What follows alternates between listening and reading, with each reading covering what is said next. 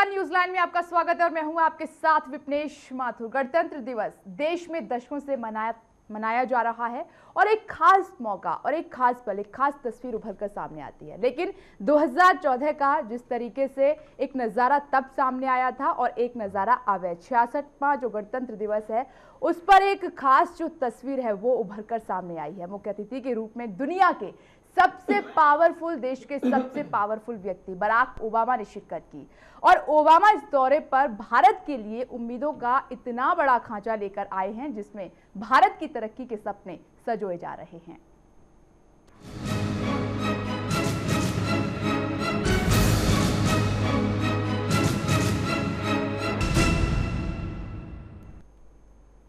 परमाणु समझौता कई सालों से ठंडे बस्ते में पड़ा था, लेकिन जब भारत और अमेरिका ने दो कदम आगे बढ़ाए तो रास्ता आसान हो गया। बराक ओबामा से भारत की कई उम्मीदें और सपने जुड़े हुए हैं, लेकिन डर इस बात का है कि कहीं ओबामा का ये दौरा पिछले गणतंत्र दिवस के समारोह की फहरिस्त में न जुट जाए, क्योंकि पहले राष्ट्राध्यक्ष और शासनाध्यक्ष का दौरा महज औपचारिक ही हुआ करता था। एक रिपोर्ट देखिए।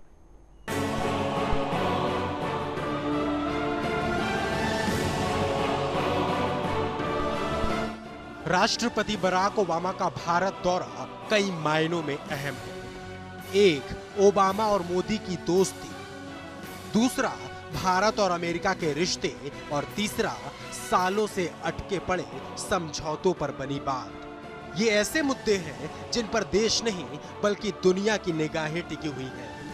वाकई में जिस तरीके से राष्ट्रपति बराक ओबामा ने भारत आकर अपनी खुशी का इजहार किया, उससे वो खास मेहमान कम एक दोस्त ज्यादा नजर आए। वहीं भारत ने भी उनकी मेहमान नवाजी में कोई कोर कसर नहीं छोड़ी।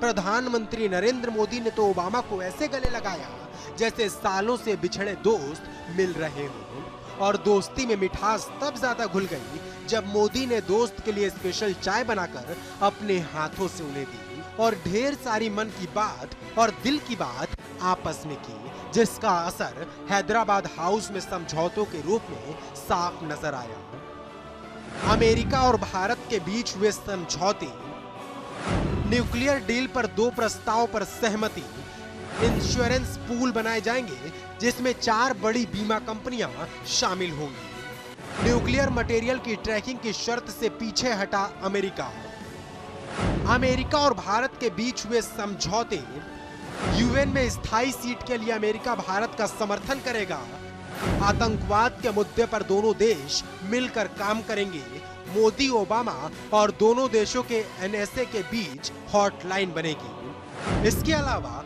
विज्ञान, तकनीक, इनोवेशन, कृषि, स्वास्थ्य, शिक्षा और स्किल्स मसले पर दोनों देश एक दूसरे का सहयोग करेंगे। दोनों देशों के बीच आपसी व्यापार में तेजी आएगी और ओबामा ने कहा कि पिछले सालों में बायलैटरल ट्रेड 60% बढ़ा है और नई ऊंचाई पर ले जाने पर सहमति भी बनी है। अमेरिका डिजिटल इंडिया पर भारत का सहयोग करेगा। फिडेंस ट्रेड और टेक्नोलॉजी इनिशिएटिव को डिफेंस पॉलिसी ग्रुप के तहत बढ़ाया जाएगा। DTTI के तहत मिलिट्री हार्डवेयर बनाने के लिए को प्रोडक्शन और को डेवलपमेंट सहयोग के लिए अमेरिका ने 17 हाईटेक का ऑफर दिया है, जिसमें 17 में से भारत ने UAVs और एयरक्राफ्ट लैंडिंग सिस्टम कैरियर जैसे 5 ऑफरों में दिलचस्पी दिखाई है। 3 स्मार्ट सिटी इलाहाबाद, अजमेर और विशाखापट्टनम बनाने में अमेरिका सहयोग करेगा। मोदी ने कहा, भारत किसी के दबाव में नहीं। जलवायु परिवर्तन पर पूछे गए सवाल के जवाब में मोदी ने कहा कि चीन और रूस के जलवायु परिवर्तन समझौता होने से हम पर कोई दबाव नहीं है। मोदी ने कहा, भारत पर किसी देश या व्यक्ति का दबाव नहीं है, लेकिन हम पर दबाव इस बात को लेकर है कि हम अपनी आने वाली पीढ़ियों को क्या देंगे। ग्लोबल वार्मिंग पर हमारा रुख क्या होगा, इसलिए हम ग्लोबल वार्मिंग मसले पर विश्व के साथ मिलकर काम करेंगे। संयुक्त प्रेस वार्ता के दौरान पीएम मोदी ने स्पष्ट किया कि भारत पड़ोसी देश अफगानिस्तान में मदद का अभियान जारी रखेगा। अपने बयान में अमेरिकी राष्ट्रपति बराक ओबामा ने भी स्थायी अफगान बनाने में भारत की कोशिशों की सराहना की। विदेश मंत्रालय के मुताबिक परमाणु डील में इंश्योरेंस पूल के तहत अमेरिका की 4 बड़ी सार्वजनिक कंपनियां 750 करोड़ का एक फंड बनाएंगी और बाकी के 750 करोड़ का भार भारत सरकार पर होगा। इस पूल की कुल राशि 1500 करोड़ रुपए होगी और दुनिया में कई देशों ने अपने यहाँ प्लांटों में कोई हादसा होने पर ऐसे 26 इंश्योरेंस पूल बना लिए हैं। प्रधानमंत्री नरेंद्र मोदी और राष्ट्रपति बराक ओबामा की दोस्ती रंग लाती हुई तो नजर आती है और इसका एक नजारा परेड के दौरान भी देखने को मिला। राजपथ पर बारिश के बावजूद प्रधानमंत्री नरेंद्र मोदी, अमेरिकी राष्ट्रपति बराक ओबामा और भारत के राष्ट्रपति प्रणब मुखर्जी के साथ साथ उपराष्ट्रपति हामिद अंसारी, इन सभी के चेहरे खिले खिले नजर आए। लेकिन एक सवाल जो कि बहुत बड़ा है वो ये कि क्या इतिहास की तरह ये दौरा भी महज औपचारिकता भर रह जाएगा या फिर ये दोस्ती, ये मुस्कान, ये मुलाकात, ये तस्वीरें भविष्य में भारत को बदलने में कामयाब रहेंगी।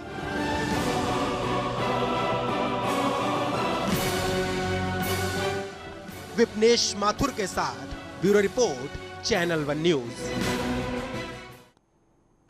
उम्मीदों के ओबामा तो कहा जा रहा है, उम्मीदें थी ढेर सारी और बाकायदा जिस तरीके से एक दोस्ती की न्यू केमिस्ट्री सामने निकल कर आई है उसके साथ कई सवाल भी खड़े हो रहे हैं। सवाल ये है कि कहीं औपचारिकता भर तो नहीं रह जाएगा। जो समझौते हुए हैं, जो बातचीत हुई है, जो खुशी झलकी है और जिस तरीके से एक नई उम्मीद जुड़ी है अमेरिका और भारत के रिश्तों को लेकर, क्या धरातल पर ये उम्मीद उतरेगी? इसी पर चर्चा करने के लिए हमारे साथ स्टूडियो में खास मेहमान मौजूद हैं। हमारे साथ वरिष्ठ पत्रकार पुष्परंजन जी मौजूद हैं, शिरोमणि शुक्ल जी मौजूद हैं, राकेश भांजी हमारे साथ मौजूद हैं और हमारे राजनीतिक संपादक मनोज वर्मा जी हमारे साथ मौजूद हैं।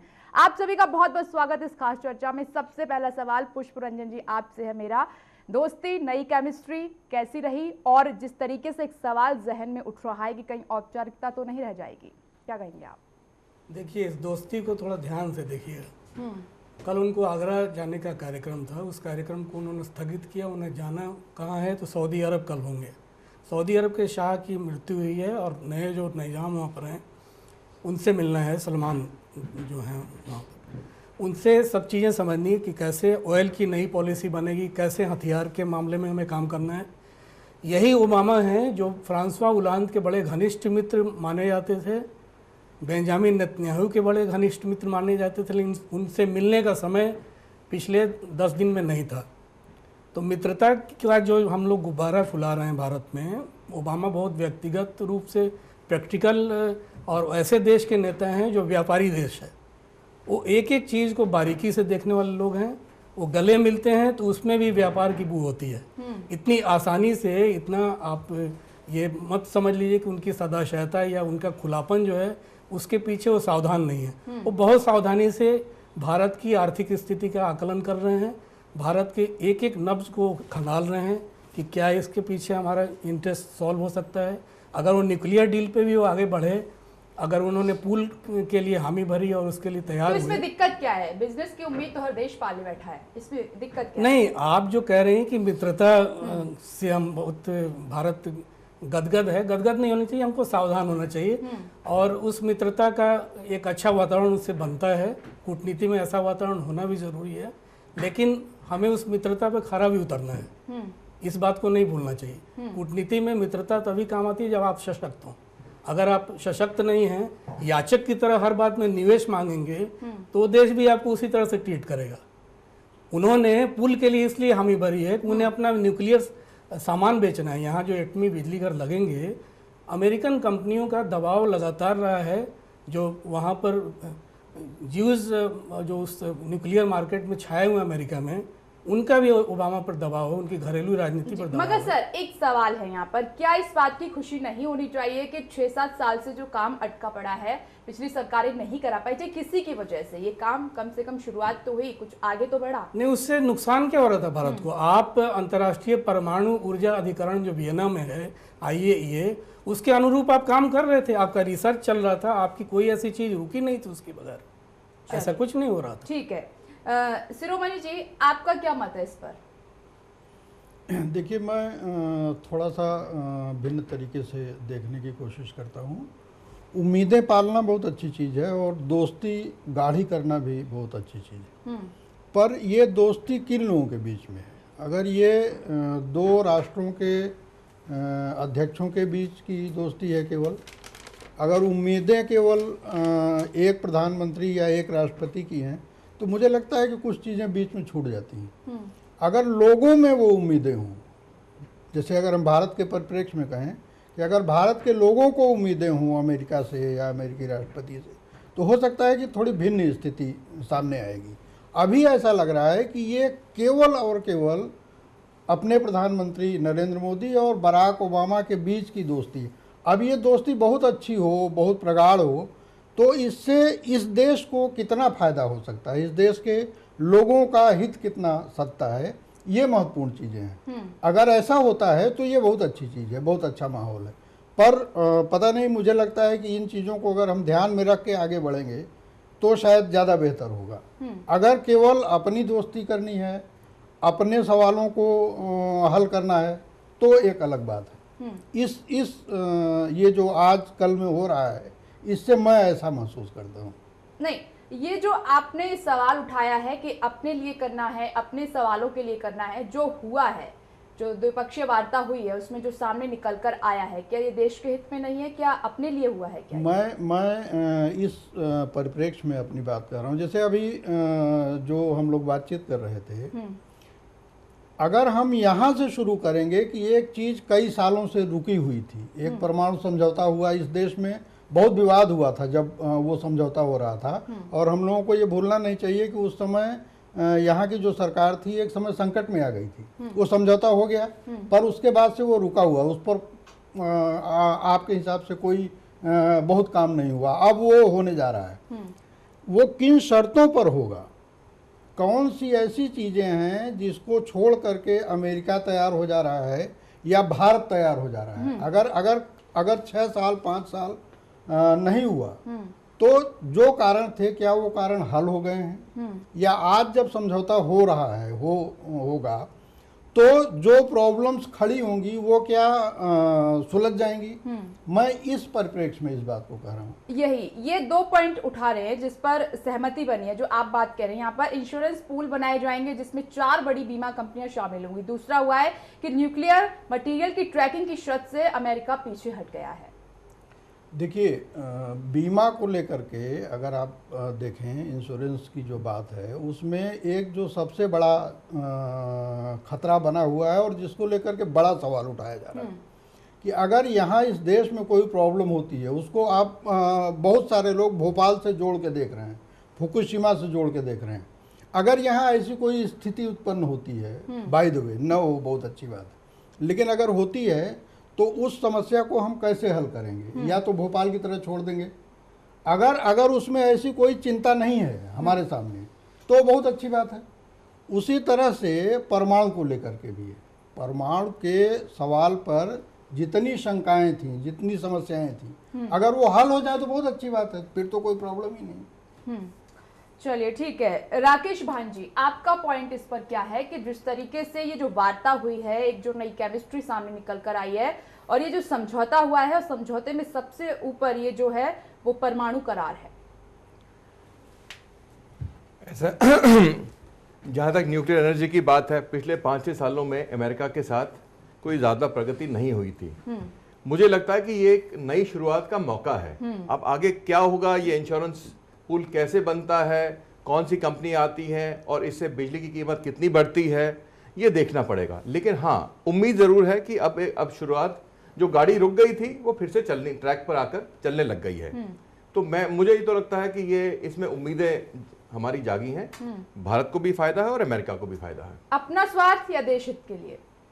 नहीं, ये तो देश हित की बात मैं कर रहा हूँ। मोदी जी का भी स्वार्थ है। अगर देश हित में काम करेंगे तो शायद लोग फिर से उनको वोट देंगे, नहीं करेंगे तो नहीं वोट देंगे। तो उसमें अगर कोई राजनीतिक आदमी स्वार्थ रखता है तो उसमें मुझे गलत नहीं समझता। मनोज जी, ये जो पॉइंट सामने निकल कर आया है, न्यू केमिस्ट्री और जो समझौते हुए हैं, जो इतने सालों से पेंडिंग पड़े हुए थे और ये धूल हट नहीं पा रही थी और ये हटी है कुछ हद तक, आपका नजरिया इस पर क्या है? नहीं, देखिए, जो केमिस्ट्री दोनों नेताओं के बीच देखने को मिल रही है हमें, तो कोई भी केमिस्ट्री जब आपसी संवाद अच्छा होता है, आपके बीच आत्मीयता होती है तभी चीजें आगे बढ़ती हैं। मुझे लग रहा है इससे पहले भी राष्ट्रपति प्रधानमंत्री आते जाते थे अमेरिका और भारत में, लेकिन शायद इस इतना ज्यादा आत्मीयता देखने को कम मिलती थी। एक अनौपचारिक सा रिश्ता देखने को मिलता था कि आए बैठे चले गए, लेकिन इस बार गले भी मिल रहे हैं, चाय भी पी रहे हैं, तो हो सकता है थोड़ी सी आत्मीयता और बढ़े। मैं पंत जी की बात से सहमत हूं इस बात से कि इस दोस्ती को जो देख रहे हैं हम लोग उतना ज्यादा ना देख लें, इतनी उम्मीदें ना पाल लें।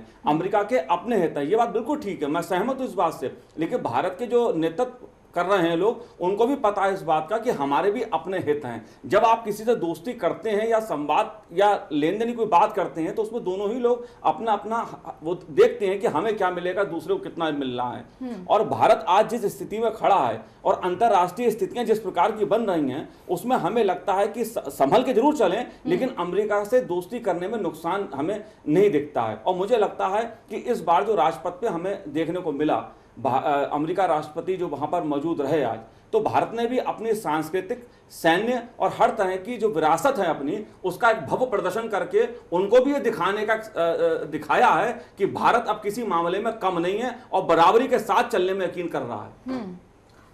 पुष्परंजनी, भारत किसी मामले में कम नहीं है और बराबरी के साथ चलने के लिए तैयार हो रहा है, और तकरीबन जिस तरीके के हालात नजर आ रहे हैं उसमें क्या कहेंगे? और जिस तरीके से मनोज जी ने कहा कि कुछ नुकसान नजर नहीं आ रहा है, देखिए क्रेडिट दोनों को देना चाहिए। न्यूक्लियर वाले मामले में अमेरिका से जुड़ा है, शुरुआत मनमोहन सिंह से अगर होती है तो उसका एक अंजाम पे लाने में मोदी जी का रोल रहा है। हम दोनों की भूमिका को, दोनों के योगदान को नकार नहीं सकते हैं। उसे राजनीति के चश्मे से कोई देखता है तो बीजेपी वाले करें, शुरू में जब विपक्ष में थे तो उन्होंने संसद तक में सरकार को गिराने तक की कोशिश की थी इसी मुद्दे को लेके, लेकिन यही बीजेपी वाले जब सरकार में आए तो उन्हें अपनी जिम्मेदारी का एहसास हुआ और उस दरवाजे को खोलने की सवाल कोशिश एक जहन में चल रहा है लोगों के कि तब ये लोग सपोर्ट कर देते तो शायद उस समय हो जाता जिस तरीके से विरोध किया नहीं, लेकिन बीजेपी कुछ ऐसी शर्तें थी जिसपे वो लोग, उनको लगता था देश हित में ठीक नहीं हो रहा है, इस वजह से वो सरकार के विरुद्ध गए थे। तो उसकी बड़ी वजह हो सकती हैं और हो सकता है उस वजहों को अभी शॉर्ट आउट किया गया हो, क्योंकि उस समय भी ऐसी न्यूक्लियर लाइबिलिटी की बात हो रही थी कि आप कुछ भी आप प्रसंस्करण कर रहे हैं या कोई भी आप उसके सारा डिटेल्स देंगे अमेरिकन को, CIA को और तमाम जो भी एजेंसी निगरानी कर रही हैं, लेकिन उसके लिए उसका अगर प्रतिरोध उस समय का विपक्ष कर रहा था तो अपनी जगह वो सही था। हम उसे एकदम से ये नहीं कह सकते हैं, उस कटघरे में खड़ा भी करना उचित नहीं होगा, उसके कारण जरूर रहे होंगे। आज वही विपक्ष सत्ता में है, अगर कर रहा है तो हम उसे डिस्क्रेडिट नहीं दे सकते हैं। दोनों की अपनी अपनी भूमिका देश हित में रही है, इसे नकारा नहीं जा सकता है। लेकिन सवाल है कि आप इसका राजनीतिकरण न करें, चुनाव में कभी जाके इसका मुद्दा न बनाएं और हर मोर्चे पे जाके ये नहीं कहे कि आपने कुछ नहीं किया, हमने बहुत कुछ कहा है। ये देश हित में दोनों नेताओं ने किया है, इसे हमें ध्यान में रखना पड़ेगा किसी एनालिसिस। मनोज जी, आप कुछ कहने की कोशिश कर रहे थे? नहीं, मैं ये कह रहा था, बात कह दी उन्होंने कि जो लायबिलिटी वाली बात थी उसको जरूर इसमें सुलझाने की कोशिश हो रही है कल। और एक बात, हाँ, ओबामा ने खुद ही इस बात को कहा कि ये दोस्ती नरेंद्र मोदी और ओबामा के बीच नहीं हो रही है, ये दोस्ती जो आगे बढ़ रही है वो भारत और अमेरिका के बीच बढ़ रही है। यहाँ यह महत्वपूर्ण है कि देखिए 2017 में अमेरिका में चुनाव होने वाले हैं, ओबामा जीतेंगे या हारेंगे वो एक विषय अलग है, हमारे यहाँ भी उसके बाद 19 में चुनाव होंगे। तो ये दोस्ती जो है अगर भारत और अमेरिका के स्तर पे आगे बढ़ रही है, और अभी तक की अगर हम देखें, पिछली बार मोदी जी जब अमेरिका गए थे वहां के शासन में, वहां के लोगों में भी उत्साह नजर आया और ओबामा को लेके हिंदुस्तान में भी उत्साह नजर आया। तो दोनों देशों की जनता में भी एक सकारात्मक उम्मीदों का एक मैं देख रहा हूं कि वो बढ़ रहा है आगे, और ये अगर पॉजिटिव ढंग से बढ़ रहा है और दोनों देश अपने अपने हितों को ध्यान में रखते हुए एक दूसरे के विकास में सहयोग देते हैं तो निश्चित रूप से दोस्ती का दोनों देशों को फायदा होगा। लेकिन ओबामा, एक विपनेश जी मैं कहना चाहूंगा जी, ओबामा इस सच से नकारना नहीं चाहिए, इस सच्चाई को हमें महसूस करना चाहिए कि ओबामा अभी बिजनेस ट्रिप पे आए थे, है ना, ठीक है, गणतंत्र दिवस के मुख्य अतिथि थे, तमाम चीजें थी, लेकिन उनकी यात्रा का जो मयार था, यात्रा का जो उद्देश्य था वो बिजनेस था। वो इससे पहले आप साल भर पहले का ओबामा देखिए तो अफ्रीका की ओर देख रहे थे कि कहाँ अमेरिका की जो अर्थव्यवस्था धंस चुकी थी उसको धीरे धीरे ओबामा ने उभारा है। वो अफ्रीका की ओर देख रहे थे, लेकिन उन्हें एक मोदी के आने के बाद, ये सरकार आने के बाद एक भारत एक बहुत बड़ा मार्केट दिख रहा था। अभी जो भी वो टीटी या जो भी सीईओ उनके साथ आए एयरपोर्ट 1 में, उसमें वो तमाम सीईओ वही लोग हैं जो इस मार्केट को ढूंढने आए हैं भारत में, उन संभावनाओं को तलाशने आए हैं भारत में। और बिजनेस समिट में ये बात सामने निकल कर आई और दोनों तरफ से कहा गया है कि साथ मिलकर काम करेंगे, साथ बढ़ेंगे, और वाकई में दोनों तरफ से ये पर्पस जो है वो पूरा कहीं ना कहीं करने की कोशिश की जा रही है। बिजनेस डील की अगर बात करें तो डेलीगेशन बाकायदा आया और इस बात की चर्चा भी हुई है, और जैसा कि मनोज जी ने भी कहा कि दोनों ने स्वीकारा है कि ये ओबामा और मोदी जी की दोस्ती की बात नहीं है, ये अमेरिका और भारत के जो रिश्ते हैं किस तरीके से स्ट्रांग हो रहे हैं उस दिशा में आगे पहल हो रही है। जी, जिस तरीके से शिरोमणि जी, ये जो रिश्ता अगर स्ट्रांग होता है तो वाकई में अगर देखा जाए तो दुनिया की निगाहें इस डील पर, इस दोस्ती पर, और ये जो दौरा है भारत का 3 दिन का ओबामा का, सबकी निगाहें टिकी हुई है। जाहिर सी बात है कि जो अदर कंट्रीज हैं उनमें बेचैनी होगी अगर भारत के साथ ये स्ट्रांगनेस रहती है और ये रिश्ते अच्छे होते हैं, तो ये वाकई में एक मिसाल के तौर पर क्या आप इसको देख रहे हैं, क्योंकि दूसरे देश भी कतार में है और देख रहे हैं इस चीज़? नहीं, ये तो इसमें तो देखिए कोई दो राय नहीं है कि भारत लगातार एक मजबूत देश के रूप में दुनिया के सामने है, और उसकी विदेश नीति से लेके अर्थनीति तक आप देखिए कि दुनिया में एक बड़ी मंदी थी जब भारत खड़ा हुआ था। वो आर्थिक रूप से अपने को बताता भी था और यहाँ भी दिखता था कि उस तरह का कोई संकट नहीं आया। अब अमेरिका की जो अपनी नीतियाँ हैं, अफ़गानिस्तान से लेके ईरान से लेके इस तरह, उसमें भी आप पाएंगे कि भारत बहुत मजबूती के साथ अपने हित और अपनी बातें रखता है, और वहाँ वो सहयोग में, समर्थन में जहाँ खड़ा होता है। तो जैसे मनोज जी अभी कह रहे थे कि हम एक मजबूत ताकत के रूप में उभर रहे हैं, हमारे यहाँ बहुत सारी संभावनाएं दिख रही हैं, कई ऐसी चीज़ें जो हो सकता है कि पिछले 5-10 सालों में न दिखी हों, उस तरह के लक्षण दिखने लगे हैं अमेरिका को भी कि भारत के साथ वो अगर संबंध आर्थिक, राजनीतिक, सामाजिक अगर वो रखता है तो वो उसके लिए भी फायदेमंद होगा। तो ये सारी चीज़ें ऐसी हैं जो ये बताती हैं कि अगर ये दोस्ती प्रगाढ़ होती है, वो मैं जब कह रहा हूँ कि ये व्यक्तिगत न हो करके, अगर ये व्यापार के स्तर पर, निर्माण के स्तर पर अगर ये होती हैं तो बहुत अच्छी बात है।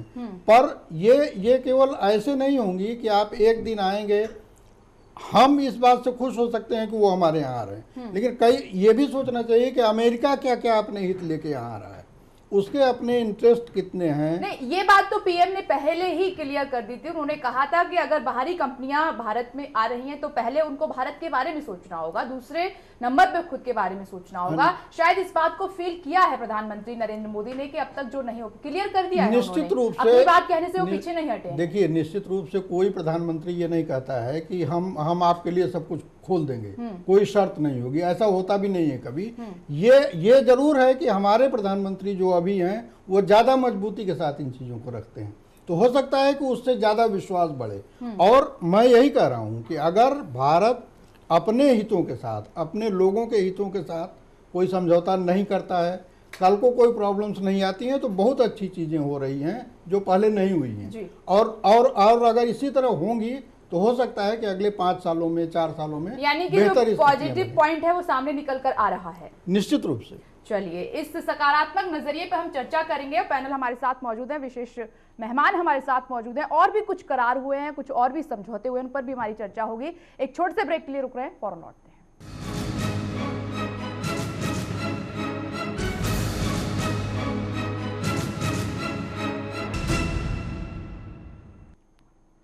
तो राष्ट्रपति बराक ओबामा का ये ऐतिहासिक दौरा माना जा रहा है, और कुछ ऐसा हुआ है इस दौरे में जो पहले कभी नहीं हुआ, और एक खास नज़ारा, एक खास तस्वीर सामने निकल कर आई है। मगर हम चर्चा कर रहे हैं कि इस दौरे से, इस उम्मीद से भारत को क्या मिला है। राकेश जी, आगे जो एक समझौते हुए उन पर भी हम चर्चा करेंगे, मगर एक जो सबसे बड़ी परेशानी जो सामने निकल कर आई है, अमेरिका की जो कंपनियां रही हैं उनकी शिकायत रही है कि हम करना तो चाहते हैं इन्वेस्ट, वहां पर काम करना चाहते हैं, लेकिन फैसिलिटी नहीं मिलती भारत में उस तरीके की, तो वहां पर निराशा हाथ लगती है। तो यहाँ पर प्रधानमंत्री नरेंद्र मोदी ने ये महसूस भी किया था कि हम वो उन बाहर की जो कंपनियां हैं उनको नहीं दे पाए, वो फैसिलिटीज़ और जो सुविधाएं उनको मिलनी चाहिए, यानी कि एक जो होता है कि एक अच्छा सा फील जो कंपनियों को देना चाहिए वो भारत में नहीं मिल पाता। तो इस और पहले भारत सरकार को अग्रसर होना होगा, तभी जाकर कुछ आगे बात बन सकती है। इस पर क्या नजरिया है आपका? जो उनकी नज़रिया है कि वो उनको यहाँ सब फैसिलिटीज़ नहीं मिलती, कुछ हद तक वो सही है, लेकिन जो फैसिलिटीज़ हम बाहर की कंपनियों को देंगे वही फैसिलिटीज़ हमको हिंदुस्तानी कंपनियों को भी देनी पड़ेगी। हाँ, अगर हमारा इंफ्रास्ट्रक्चर अच्छा बनता है, लेबर लॉज में प्रगति होती है और चीज़ों में हम बिजनेस को सुविधा देंगे तो अच्छी बात है। तो वो अगर भारतीय कंपनी भी बिजनेस कर सकती हैं तो अमेरिकन कंपनीज भी आएंगी, लेकिन केवल सुविधाएं अमेरिकन कंपनीज को देना और भारतीय कंपनी को नहीं देना, उसके मैं पक्ष में नहीं हूँ। मगर अगर आप फैसिलिटी, सबसे पहले तो उस बात का ध्यान रखना होगा ना, अगर आप किसी को इनविटेशन दे रहे हैं, इनवाइट कर रहे हैं, तो उसकी जो सुविधा है, सामान है, जो भी उसका ख्याल रखना होगा। अगर वो आए हैं इतनी उम्मीद लिए, निराशा हाथ लगेगी तो फिर ये भारत के लिए भी अच्छी बात नहीं है। नहीं, हम उनको इनवाइट कहते हैं, कई बार ये बात सामने निकल कर आती है कि अपने तो एडजस्ट कर लेते हैं, लेकिन जो मेहमान आए उनका खास ख्याल रखना पड़ता है। नहीं, मेहमान का आप ख्याल रखिए, लेकिन हम उनको वो केवल मेहमानबाजी में नहीं रखे, वो आकर यहाँ कमाने के लिए आ रहे हैं। हम उनसे भीख नहीं मांग रहे हैं, हम एड नहीं मांग रहे हैं, हम कह रहे हैं कि आइए हमारे मार्केट को आप में अपना सामान बेचिए, फायदा आपका भी फायदा होगा, हमारा भी फायदा होगा। इसमें ये ट्रेड की बात है, ये व्यापार की बात है, उनका भी फायदा होगा, हमारा भी फायदा होगा। जो सुविधा हम अमेरिकन कंपनीज को देंगे वही सुविधा हमको जापानी कंपनी को भी देनी पड़ेगी, वही सुविधा हमको भारतीय कंपनीज को भी देनी चाहिए।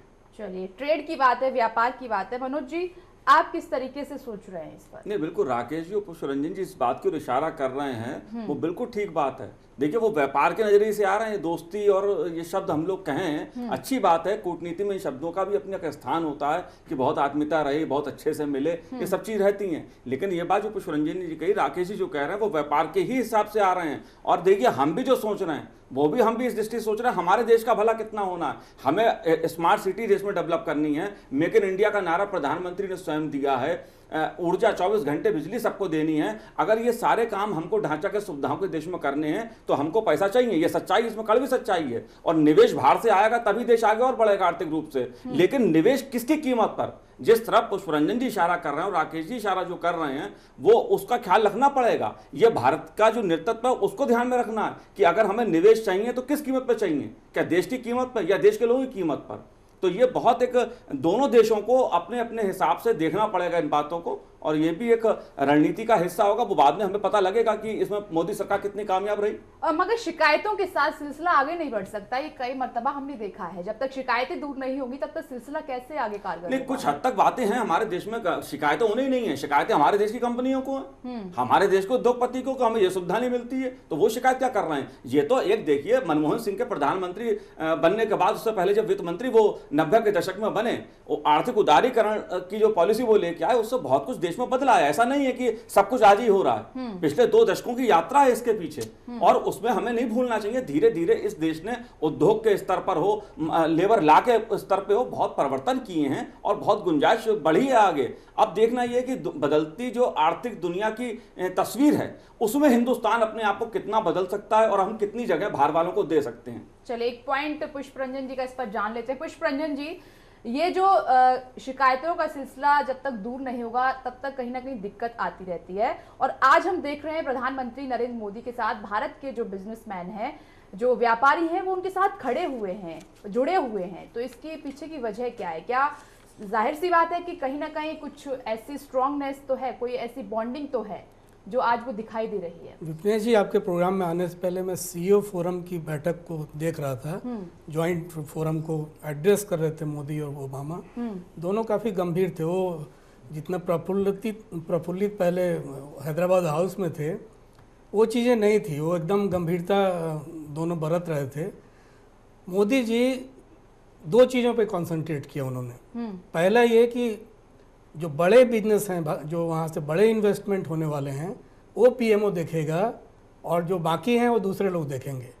आपको ध्यान होगा जब वो अमेरिका गए थे या उसके बीच का जो समय था, उन्होंने बार बार वहाँ के बिजनेस कम्युनिटी को एड्रेस करते हुए कहा कि सिंगल विंडो रहेगा, सिर्फ पीएमओ से ही फाइलें गुजरेंगी।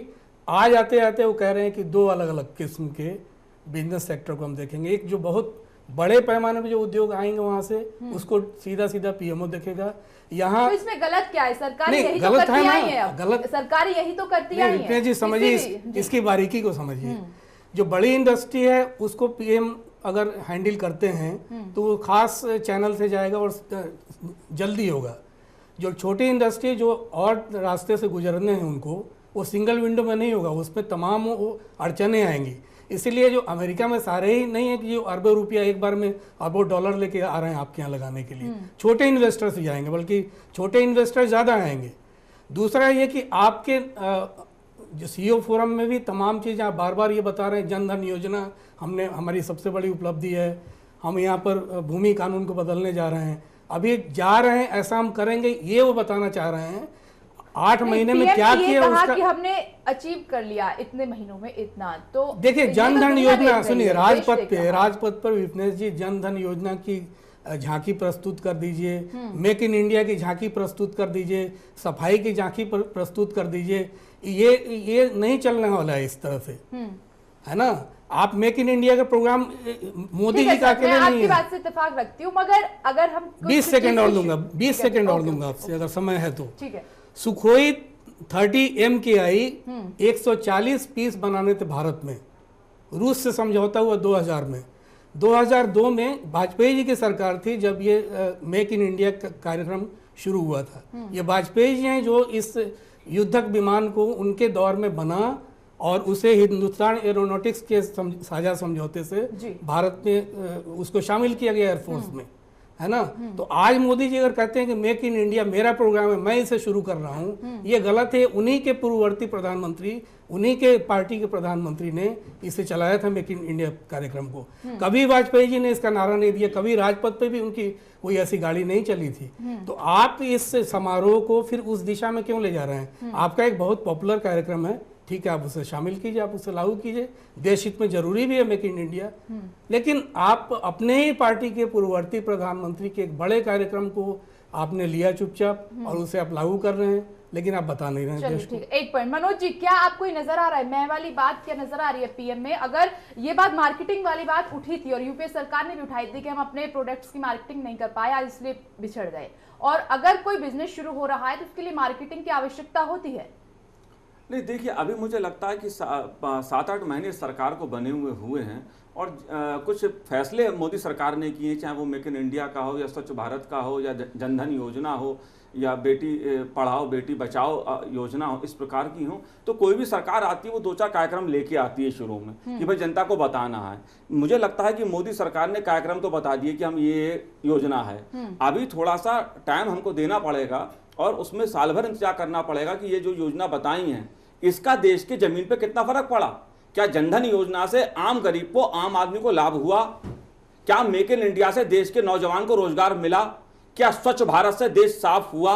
ये जवाब साल 1.5 साल बाद मोदी सरकार से देश की जनता मांगेगी, लेकिन तब तक हमें थोड़ा समय देना पड़ेगा। जहां तक पुष्परंजन झांकी की बात कही, अगर मुझे याद आता है कि जब पंडित जवाहरलाल नेहरू के समय पहली निकली थी गणतंत्र दिवस परेड, उसमें भी भारत ने अपनी एक झांकी प्रस्तुत की थी कि हम औद्योगिक विकास भी अपने देश का करेंगे, लेकिन मशीनों का अंतर था। आज शेरनुमा एक मेक इन इंडिया बना, हमने देखा। उस समय कुलपुर्जे टाइप जोड़ के झांकी बनाई गई थी। तो झांकियां जो होती हैं वो एक देश के वैभव को प्रदर्शन करने का एक माध्यम होती हैं, और मुझे लगता है राजपथ पे आज शायद मोदी सरकार ने ओबामा को यही दिखाने की कोशिश की कि हिंदुस्तान जैसा आप वहां बैठ के समझ रहे हैं वैसा नहीं है। हिंदुस्तान सैन्य दृष्टि से ताकतवर है, हिंदुस्तान अपनी सांस्कृतिक विरासत से ताकतवर है, हिंदुस्तान हर लिहाज से ताकतवर है। उन्होंने शायद मुझे लगता है राजपथ से यही संदेश देने की कोशिश की है दुनिया को कि भाई आप देख लो हिंदुस्तान क्या है।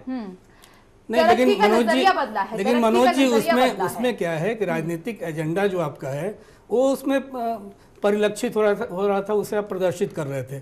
आज पश्चिम बंगाल के मुख्यमंत्री ने क्या बयान दिया, आज उनके लिए एक एजेंडा हो गया। उनके यहाँ जो बेटी योजना जो थी, बेटी श्री या कुछ ऐसा ही नाम है, नाम मैं भूल रहा हूँ एग्जैक्टली, उनके यहाँ 10 लाख लड़कियों का उत्थान किया गया उस योजना के तहत। पश्चिम बंगाल वो झांकी निकालना चाहता था उसी योजना के अनुसार, लेकिन यहाँ उसको जब ग्रीन सिग्नल नहीं मिला गृह मंत्रालय की तरफ से, तब उसे उन्होंने पश्चिम बंगाल की कोई झांकी नहीं निकली, कई प्रदेशों की झांकी नहीं निकली है। तो उसका भी राजनीति, राजपथ को आपने उस राजनीति से क्यों जोड़ दिया अपने एजेंडा से? विष्णुरंजन जी बिल्कुल ठीक आप कह रहे हैं। इससे पहले अगर हम साल के कुछ वर्षों में देखें तो ऐसे आरोप बीजेपी सरकारें लगाती थी कि साहब हम ये झांकी निकालना चाहते थे, हमें केंद्र सरकार ने। ये दुर्भाग्यपूर्ण है। राष्ट्रपति और गणतंत्र दिवस है, ये पूरे देश का है, सारे प्रदेशों का है, और इसमें शायद सहभागिता सारे प्रदेशों की होनी चाहिए, इस पर सियासत तो नहीं, लेकिन राजनीति होती रही है इन सब चीजों पर, लेकिन नहीं होनी चाहिए। और इसमें हमने एक खास बात ये देखी है कि इस परेड में कि नारी शक्ति जो नाम दिया गया वो बाकायदा उसमें उभरकर सामने आया है। ये देश के लिए गर्व की बात है। ये अच्छी बात। और भी पॉइंट्स हैं हमारे पास। शिरोमणि जी, जिस तरीके से यूएन में स्थायी सीट के लिए अमेरिका भारत का समर्थन करेगा, जबकि भारत प्रयास करता आ रहा है, अगर यहाँ पर ये बात बनती है तो वाकई में बड़ी बात होगी। किस तरीके से आप इस पॉइंट को ये तो बहुत बड़ी बात है। अगर अमेरिका, समर्थन की बात अमेरिका कर रहा है, निश्चित रूप से ये अपने देश के लिए बहुत बड़ी बात होगी, बहुत बड़ी उपलब्धि होगी। पर ये अभी भी देखने की बात है कि वो ऐसा होगा कि नहीं होगा। जब कोई अमेरिकी राष्ट्रपति भारत आता है तो बहुत सारी बातें यहाँ कह के वो जाते हैं, और जैसे ही सीमा क्रॉस करते हैं, इसे पाकिस्तान के संदर्भ मुझे ऐसा लग रहा है कि आपका इशारा औपचारिकता की ओर है शायद। नहीं, मैं पूरे सम्मान के साथ इस बात को कह रहा हूँ कि अगर अमेरिका भारत की इस मांग का समर्थन करता है और भारत को इसमें सफलता मिलती है अमेरिका के समर्थन से, तो ये बहुत अच्छी बात है, बहुत खुशी की बात है, भारत के लिए बड़ी उपलब्धि की बात है।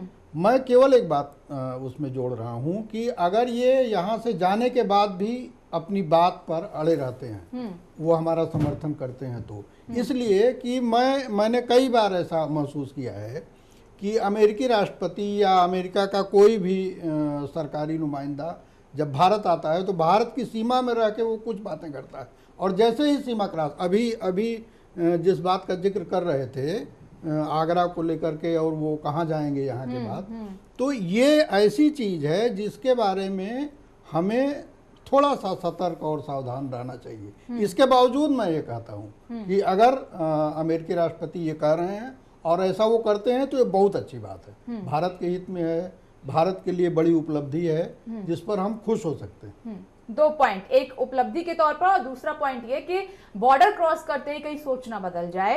राकेश जी, क्या आपका भी यही मत है इस पर? ओबामा से पहले किसी और अमेरिकन राष्ट्रपति ने यह नहीं कहा कि हम भारत के सिक्योरिटी काउंसिल में परमानेंट पोजीशन को सपोर्ट करते हैं। ये पहले राष्ट्रपति जिन्होंने ये कहा है। अब वो परमानेंट सीट जो मिलेगी, क्या उसमें वीटो पावर होगा, नहीं होगा, और कौन से मुल्क होंगे जिनको की परमानेंट सीट मिलेगी, ये देखने की बात है। लेकिन मुझे लगता है कि ये बहुत एक महत्वपूर्ण कदम है, उठा है, जो कि दुनिया के सामने अमेरिकन राष्ट्रपति ने कहा है कि हम भारत को यूएन के सिक्योरिटी काउंसिल में परमानेंट मेंबर के तौर पर देखना चाहते हैं।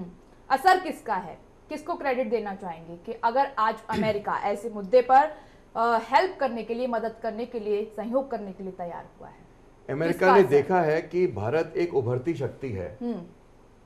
भारत प्रेजेंट टाइम की बात कर रहे हैं, पहले ये नहीं हुआ, अब हुआ है, तो असर किसका? नहीं, असर केवल एक आदमी का नहीं है, ये पूरी दुनिया में को पता चल रहा है कि भारत उभरती शक्ति है और इसको रिकॉग्निशन मिल रहा है और मिलेगा।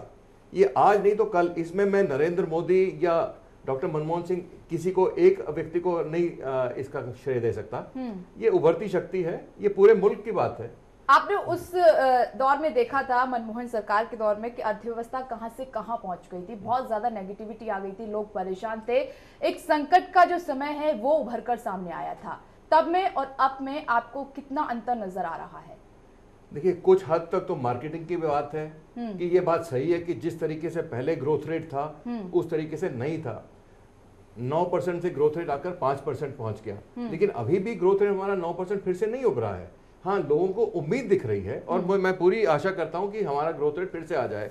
और वर्ल्ड बैंक ने भी कहा है कि हाँ, भारत का ग्रोथ रेट शायद चाइना को भी क्रॉस करेगा। लेकिन ये बात भी हमको सोचनी चाहिए, तारीफ की है कि ग्रोथ रेट क्रॉस करेगा, इकोनॉमी नहीं। अगर ग्रोथ रेट हमारा क्रॉस भी करता है तब भी 50 से पहले शायद हमारी इकोनॉमी चाइना की इकोनॉमी के बराबर नहीं हो पाएगी। ये भी हमको सोचना चाहिए। ठीक है, मनोज जी का इस पर पॉइंट ले लेते हैं। यूएन में स्थायी सीट के लिए अमेरिका भारत का समर्थन करेगा, इस बात पे कितना दम, और आज अगर ये बात कहने के लिए अमेरिका राजी हुआ है तो क्रेडिट किसको जाता है? नहीं, देखिए रामशरण मणि जी ने जो बात कही उससे काफी हद तक मैं सहमत हूँ कि भाई यहाँ पर आते हैं, आप कहते हो चले जाते हो कि भाई भारत को जगह मिलनी चाहिए। अरे भारत मोहताज होकर थोड़ी आपसे मांग रहा है। दुनिया का एक ताकतवर लोकतांत्रिक देश है, दुनिया में हमारी आबादी दूसरे नंबर पर है, हमारी सांस्कृतिक विरासत है अपनी, हमारा हक है, वो हमें बहुत पहले मिलना चाहिए था। लेकिन आज अमेरिका अगर इसका समर्थन कर रहा है तो इसकी प्रशंसा करनी चाहिए। जहां तक नियत की बात है, मुझे थोड़ा नियत पे कहना है इस बार, जो ओबामा जी की बात आती है। देखिए इससे पहले जो राष्ट्रपति या आते थे, वहां से नेता आते थे, वो आते भारत में थे या पहले पाकिस्तान जाते थे, फिर पाकिस्तान से होते वो भारत आते थे, फिर भारत से होते वो पाकिस्तान जाते थे, या भारत से जब उड़ते थे तो एक पाकिस्तान के पक्ष में बयान दे आते थे, या जब अमेरिका से उड़ते थे तो पाकिस्तान के पहले बयान देते थे, फिर भारत में आके दूसरी राजनीति करते थे। लेकिन इस बार क्या हो रहा है, ओबामा वहां उड़ने से पहले उनकी सरकार ने क्या कहा, पाकिस्तान ये हाफिज सईद पर लगाम लगाओ, कोई आतंकवादी घटना नहीं होनी चाहिए। ये बदलता हुआ एक नजरिया है जिसे हमें गंभीरता से देखना चाहिए। दूसरी चीज है, आज अगर स्थायी सदस्यता की बात अमेरिका कर रहा है तो उसकी भी जरूरत है। जिस प्रकार से दुनिया में परिस्थितियां बदल रही हैं, इस तरह से देशों के समीकरण बदल रहे हैं। आप देखिए इस यात्रा पे चीन और पाकिस्तान दोनों की एक सी प्रतिक्रिया आई है कि ये प्रतीकात्मक एक यात्रा है। ये चीन और पाकिस्तान की एक प्रतिक्रिया आई है दोनों की।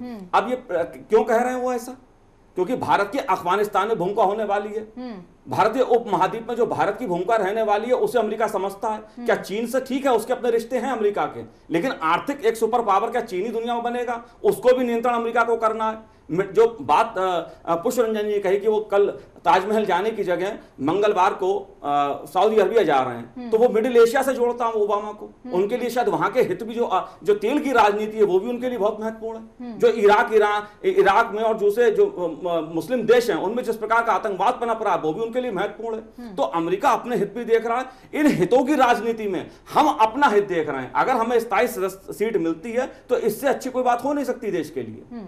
पुष्प रंजन जी, यूएन वाले पे मैं आपका पॉइंट जानना चाहूंगी, और साथ में ये भी कि मोदी ने बकायदा जब द्विपक्षीय वार्ता कल हुई समझौते हुए उस पर साफ तौर पर कह दिया, और ये प्रश्न उठा था वहां पर कि अगर अमेरिका का किसी के साथ, चाहे चीन हो या फिर और कंट्री हो, कोई भी समझौता होता है, भारत पर कोई दबाव नहीं है, भारत स्वतंत्र है और हम किसी के दबाव में आने वाले नहीं है, ना हमें कोई दबा सकता है। अपनी बात कहने से हिचके नहीं है, वो दोस्ती की है तो बात भी सामने रखी है।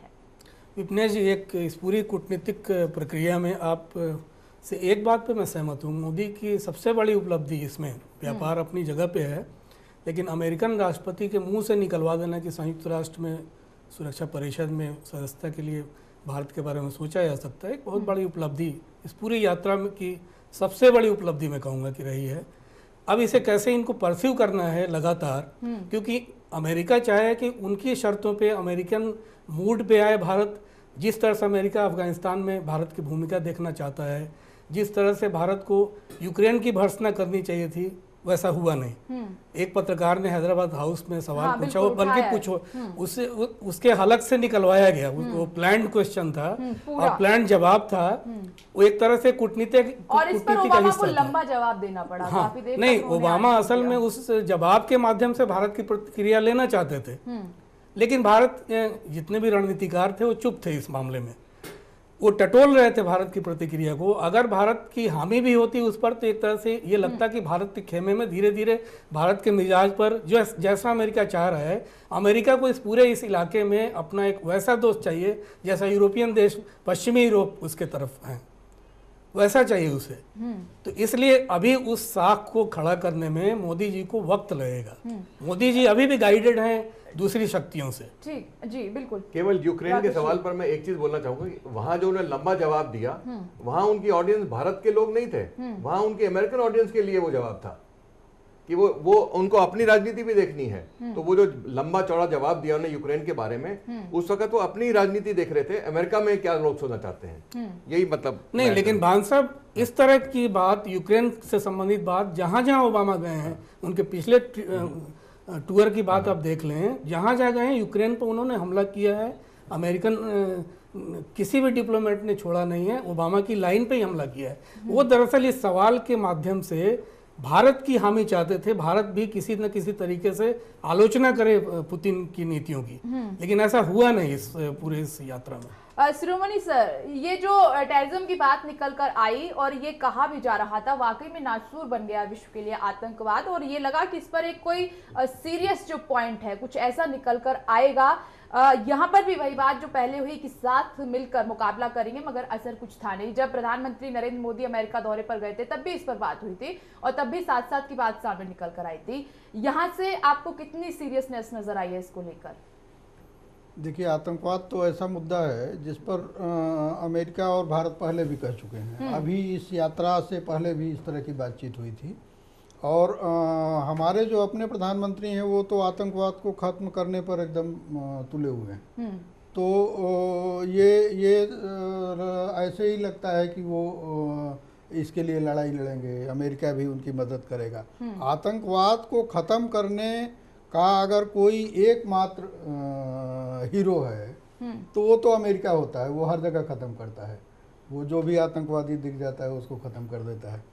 तो ये मैं इसलिए कह रहा हूँ कि आतंकवाद कोई ऐसा मुद्दा नहीं है जिसे आप एक झटके में हल कर लेंगे। एक झटके में आप आतंकवाद खत्म नहीं, उसी कोशिश की हम बात कर रहे हैं। ये बिल्कुल क्या वो कोशिश होती नजर आई है? मैं यही बात कहने जा रहा हूँ कि पिछली सरकार के रहने तक और इस सरकार के आने तक बीच में एक बार ऐसा लग रहा था कि जब नई सरकार बनेगी, और जिसकी संभावना पहले से लग रही थी कि नरेंद्र मोदी जी प्रधानमंत्री बनेंगे, बीजेपी की सरकार बनेगी, तभी लोगों को ये लगने लगा था, ये विश्वास जगने लगा था कि अब कम से कम भारत में आतंकवाद के लिए बहुत कम जगह बचेगी।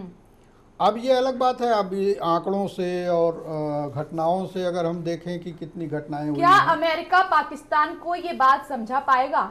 क्योंकि अभी आपने देखा कि अमेरिका ने वार्न किया पाकिस्तान को, लेकिन पाकिस्तान पर कोई असर नहीं पड़ा। बेसिक सवाल यही है जिसको आप उठा रहे हैं। अभी जब मैं कह रहा था तो मैं इस ओर इशारा कर रहा था कि अमेरिका भारत आया हुआ है तो वो भारत को लेकर के बातें कर रहा है, लेकिन पाकिस्तान एक ऐसा पेंच है जो अमेरिका के लिए हमेशा महत्वपूर्ण होता है, जिसको लेकर चर्चा नहीं हुई। निश्चित रूप से। इसीलिए मैं कह रहा हूं कि जब आप आतंकवाद को खत्म करने की, आतंकवाद के खिलाफ लड़ने की बात करेंगे तो बिना पाकिस्तान के वो संभव। मैं पाकिस्तान को साथ लेके चलने की बात नहीं कर रहा हूं, मैं ये कह रहा हूं कि आतंकवाद के मूल में कहीं ना कहीं पाकिस्तान आता है, और पाकिस्तान को अगर आप किसी तरह से प्रश्रय देंगे, आप ये कहने से नहीं होगा कि पाकिस्तान को आपने कह दिया वहाँ के प्रधानमंत्री को कि मैं जा रहा हूँ वहाँ कोई ऐसा वो नहीं होना चाहिए, ये नहीं होना चाहिए, लखवी को जमानत नहीं मिलनी चाहिए। कहने और करने में बहुत फर्क इससे नहीं, आतंकवाद की समस्या को खत्म करने के लिए आपको बहुत सारे काम करने पड़ेंगे, और बहुत जड़ से खत्म करने के लिए बहुत तरह के प्रयास करने पड़ेंगे। ये सिर्फ कहने से नहीं। इसके बावजूद अगर हमारे प्रधानमंत्री ये कह रहे हैं कि हम लड़ेंगे, अमेरिका अगर ये कह रहा है कि हम साथ मिलके और दुनिया के तमाम देशों को साथ लेके लड़ेंगे और ख़त्म करेंगे, आतंकवाद खत्म होना चाहिए, बिल्कुल किसी भी तरह से खत्म होना चाहिए। वो अगर हमारी सरकार उसमें कुछ भी करती है तो ये हमारे लिए बहुत अच्छी बात होगी। ठीक है सर, राकेश भांजी, जिस तरीके से आतंकवाद को लेकर जो इश्यू उठना चाहिए था, पाकिस्तान को लेकर जिक्र नहीं हुआ, ये सवाल कई लोगों ने भी पूछा, जहन में था। और साथ में क्वेश्चन ये भी है कि 3 स्मार्ट सिटी बनाने में हेल्प करेगा अमेरिका, और हॉटलाइन की शुरुआत हुई है। तो ये जो हमारे आखिरी पॉइंट है, इस पर आपका व्यू क्या है? जहाँ तक स्मार्ट सिटी की बात है, बिल्कुल हिंदुस्तान के ये फायदे में है, और अगर टेक्नोलॉजी हमारे अमेरिका से आती है अच्छी बात है। जहाँ तक आतंकवाद की बात है, हाँ, मैं कुछ और सुनना चाहता था। अब ये इस वक्त पता नहीं है कि अंदर कुछ बात हुई है जो कि उन्होंने पब्लिकली डिस्क्लोज की है या नहीं की है। हो सकता है कि कुछ बातचीत हुई है और सरकार ने ये फैसला किया हो कि इस वक्त उसको डिस्क्लोज नहीं करेंगे। उम्मीद ये मैं व्यक्त करता हूँ अब, क्योंकि हाँ, जब तक आतंकवाद का कोई हल नहीं निकलता तो हमारे मुल्क में करोड़ों रुपए हम साल नहीं, हर हफ्ते हम खर्च रहे हैं। वो जम्मू कश्मीर हो, वो माओवाद के खिलाफ झारखंड में हो, छत्तीसगढ़ में हो या नॉर्थ ईस्ट में हो। तो ये तो आतंकवाद की जो बात है, इसको समस्या का समाधान हमको करना ही पड़ेगा। लेकिन इसमें केवल पाकिस्तान के अलावा कुछ और आर्थिक सुधार भी हमको लाने पड़ेंगे। जी मनोज जी, इस पर आपका व्यू क्या है? 3 पॉइंट्स। मुझे लगता है कि शायद पहली बार कोई राष्ट्रपति अमेरिका से आया या कोई शक्तिशाली देश का कोई राष्ट्राध्यक्ष यहाँ आया, उस मुद्दे में से पाकिस्तान और पाकिस्तान का आतंकवाद गायब रहा। ये ठीक है कि हमारे लिए पाकिस्तान में पलता हुआ आतंकवाद बहुत बड़ा मुद्दा है, अमेरिका के लिए भी है। अमेरिका को बड़ी बात है, मनोज एकदम ठीक कह रहे हैं। अमेरिका को अगर मुख्य ही गायब है तो अमेरिका को अफगानिस्तान में भी उस चीजों को देखना है। मैं एक बात कहना चाहता हूं, आतंकवाद के खिलाफ भारत को अपने आप लड़ाई लड़नी पड़ेगी, किसी देश के भरोसे नहीं लड़नी पड़ेगी। अमेरिका सहयोग दे, कितना दे वो अच्छी बात है, दे नहीं दे, उन्हें पाकिस्तान में ड्रोन हमले करने हैं, आतंकवादी मारने हैं, फिर उसका मुआवजा भी पाकिस्तानियों को देना है। अफगानिस्तान में भी सेना ले जानी है, फिर वहां भी निपटना है। तो अमेरिका के पाकिस्तान से अपने रिश्ते हैं, हमें अपने ढंग से निपटना है, और इस कूटनीतिक लड़ाई में हमें अपने हित हर तरह से देखने हैं। और मुझे लगता है मोदी सरकार ने इस यात्रा में सिर्फ पॉजिटिव एक संकेत देने का कोशिश किया है, पाकिस्तान आतंकवाद सब दूर रखने की कोशिश की गई। ठीक है, आखिरी प्रतिक्रिया एक लाइन पुष्परंजन जी। ओबामा की वजह से आतंकवाद का अंतर्राष्ट्रीयकरण यहाँ पर होगा। भारत अब तक पाकिस्तान के आतंकवादियों से जूझता रहा, अपने अड़ोस पड़ोस के आतंकवादियों से जूझता रहा है। ओबामा की वजह से आईसिस या दूसरे जो अल कायदा या बड़े आतंकवादी जो ग्लोबल स्तर पे हैं, वो अब भारत की ओर मुड़ेंगे, भारत की तरफ टारगेट करेंगे। चलिए, आप सभी का बहुत बहुत शुक्रिया इस चर्चा में शामिल होने के लिए। और सवाल एक बार फिर से यहाँ पर ये खड़ा हो रहा है कि जो समझौते हुए हैं, जो बातचीत हुई है, जो न्यू केमिस्ट्री निकलकर सामने आई है ओबामा और नरेंद्र मोदी के बीच में, क्या वो धरातल पर उतरेगी? कब और कैसे देखना होगा भविष्य में। फिलहाल इतना ही, आप देखते रहिए चैनल 1 न्यूज।